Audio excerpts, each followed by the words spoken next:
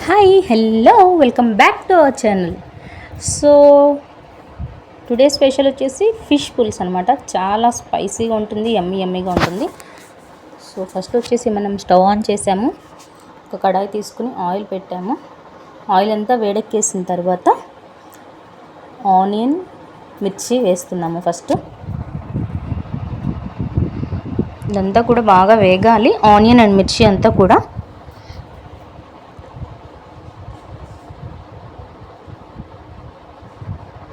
వేగిన తర్వాత మాత్రమే మనం వేరే ఏదైనా ఇంగ్రీడియంట్ అనేది ఇక్కడ యాడ్ చేసుకోవాల్సి ఉంటుంది.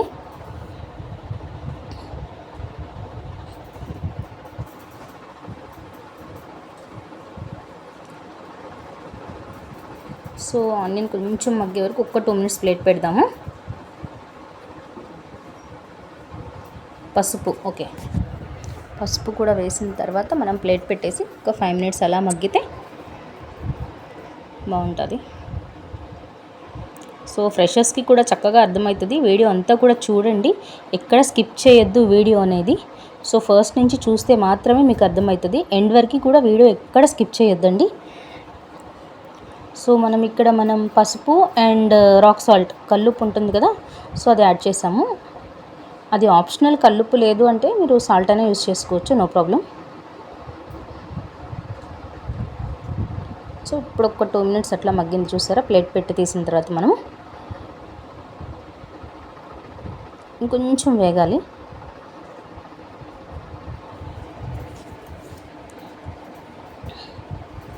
ఇదంతా వేగితేనే మనకి టేస్ట్ అనేది చాలా బాగా వస్తుంది. ఫిష్ కర్రీ కదా, స్మెల్ కూడా ఏం లేకుండా ఉంటుంది. సో ఇక్కడ మనం అల్లం పేస్ట్ అనేది తీసుకున్నాము.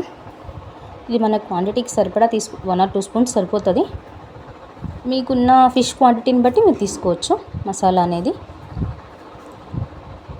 సో ఇక్కడ మాకైతే ఒక 2 spoons సరిపోయింది. ఈ అల్లం పేస్ట్ అనేది కూడా పచ్చి వాసన అంతా పోయేలాగా వేగాలి, బాగా ఫ్రై అయిపోవాలి. మసాలాస్ అంతా కూడా ఫ్రై అయితే మాత్రమే మనకి నీచు వాసన రాకుండా ఉంటుంది కర్రీ అనేది.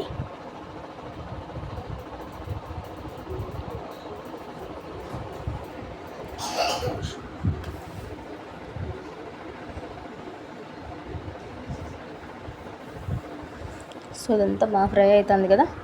ఈలోపు మనం ముందుగా మ్యారినేట్ చేసుకున్న ఫిష్ పీసెస్ కూడా రెడీగా ఉన్నాయి పక్కనే.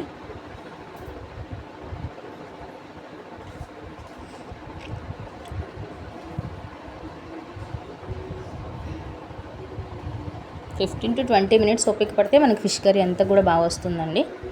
సో ఇప్పుడు మనం ఫిష్ పీసెస్ కూడా ఇందులో యాడ్ చేసేసుకుందాము. ఇందులో వచ్చేసి ఉప్పు, కారం, పసుపు, నూనె అంతా కూడా మనం యాడ్ చేసాము పీసెస్లోనే మ్యారినేట్ చేసుకునేటప్పుడు.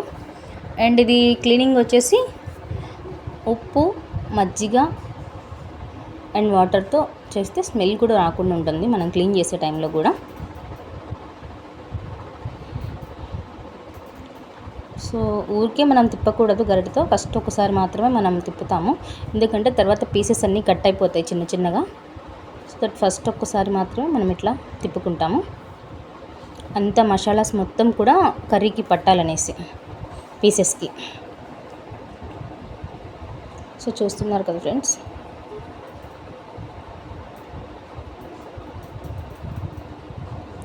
చింతపండు పులుసు ఇక్కడ మనం యాడ్ చేసుకున్నాము, ఎందుకంటే పులుసు కర్రీ కాబట్టి డెఫినెట్గా పులుసు అనేది ఇక్కడ మనం వేసుకోవాలి.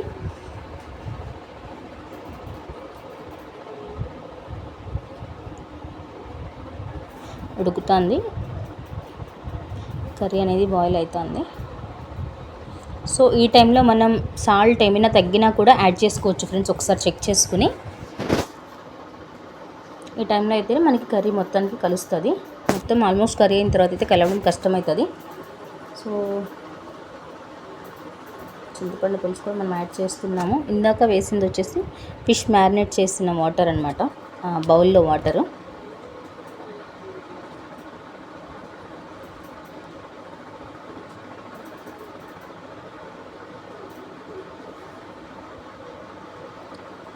సో డెఫినెట్గా ట్రై చేయండి, అందరికీ కూడా కర్రీ చాలా బాగా వస్తుంది. తర్వాత మీరు కామెంట్ బాక్స్లో కూడా టైప్ చేయండి మీరు ఎలా చేశారు అనేసి, మీ స్టైల్లో మీరు ఎలా చేస్తారనేది. సో కర్రీ ఆల్మోస్ట్ ప్రిపేర్ అయిపోతుంది, ఒక 5 to 10 minutesలో కర్రీ కూడా కంప్లీట్ అయిపోతుంది. బట్ సిమ్లో పెట్టి మాత్రమే చేసుకోండి, ఆ టేస్ట్ బాగుంటుంది. హైలో పెడితే టేస్ట్ అంతా కూడా ఖరాబ్ అయిపోతుంది.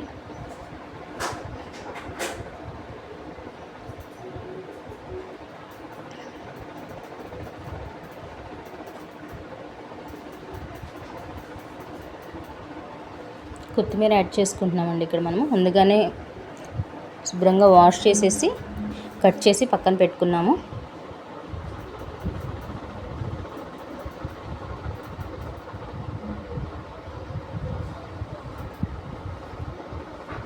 సాల్ట్ యాడ్ చేస్తాం మనం ఇక్కడ.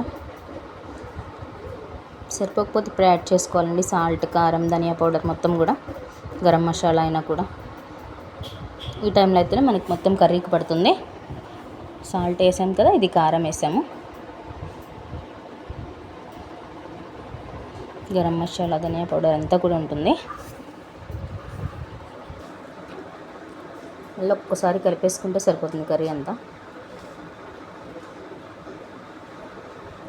సో ఇంతే అండి, ఎమ్మి ఫిష్ పులుసు రెడీ.